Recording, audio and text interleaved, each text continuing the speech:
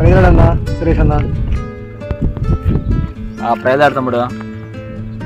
ఏందన్నా మరి సాయంత్రం ఆన్లైన్ ఉంది కదా చర్చిలో, రావట్లేదా? రెడీగా ఉన్నా, సాయంత్రం ఆన్లైన్కి వెళ్తాను చర్చిలో. ఏం ప్రార్థన లేదు తమ్ముడు, మన దాకా ప్రార్థన చేసిన దేవుడు నాకు అనుగ్రహించిండు. ఎందుకో మరి నాలుగు నుంచి నేను ఏది ప్రార్థన చేస్తున్నానో ఏది కోరుకుంటున్నానో అది నాకేం జరగట్లా. ఫ్రెండ్స్ అందరూ సెటిల్ అయ్యారు జీవితంలో, నేనైతే ఏం సెటిల్ కాల. దేవుడు నాకు ఏ మేలు చేయట్లా తమ్ముడు. అందుకే నేను ఈరోజు ప్రార్థన, ఈరోజు కాదు ఇంక రాబోలేదు తమ్ముడు.